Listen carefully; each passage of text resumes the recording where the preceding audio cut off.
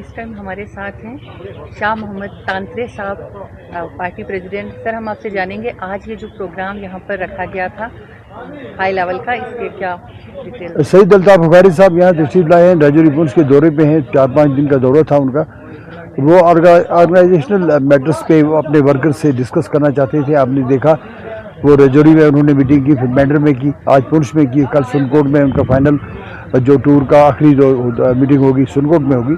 तो वो लोगों से पूछना चाहते थे, आवाम से मिला, अपने वर्कर्स से मिलना चाहते थे, ऑर्गेनाइजेशन को मजबूत करना चाहते थे, आगे का क्या लाया अमल उस ताल्लुक से बात करना चाहते थे। यही उनका दौरा था।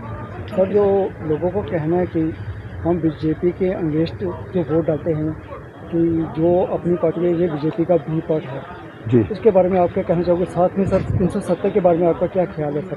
इसके बारे में आपका क्या विचार है सर, आप बताओगे? नहीं, बीजेपी की बी टीम ये एक बदकिस्मती रही है कि नेशनल कॉन्फ्रेंस ने हमेशा जब भी उनके खिलाफ कोई यहाँ पे मुतबादल खड़ा होने की कोशिश करती है तो वो कोई ना कोई इल्ज़ाम लगाते हैं। जब पीडीपी खड़ी हुई थी 2002 में तो उस वक्त वो इल्ज़ाम लगा रही थी कि ये पीडीपी जो है इसको लाल कृष्ण आडवाणी जी ने खड़ा किया है या ये रा की एक फंडिंग इसको दे रही है। तो उस वक्त तो उनका वो था, क्योंकि उस वक्त उनसे डर रहे थे। तो इस वक्त जब देख रहे हैं कि अब उन्होंने देखा कि 2014 में अवाम बुखारी साहब के नज़दीक आ रही है, जब मिनिस्टर्स थे वो अच्छे काम किए थे उन्होंने, तो उन्होंने एक शीशा खड़ा कर दिया और शीशा खड़े करने में नेशनल कॉन्फ्रेंस का कोई सानी है ही नहीं। 370 के बारे में मैं यही कहूँगा जी कि 370 जो है वो हमारी एक शिनाख्त थी, महाराजा हरी सिंह साहब ने हमें रेस्ट जम्मू कश्मीर के लोगों को दी थी। इसका मतलब 370 का ये था कि यहाँ की जो हमारी लैंड है वो उसका हम ही उसके मालिक हैं, बाहर का कोई इसको खरीद ना सके। और जो यहाँ पे सरकारी मुलाजमतें हैं वो यहाँ के बच्चों का हक है, जम्मू कश्मीर के जो रहने वाले हैं।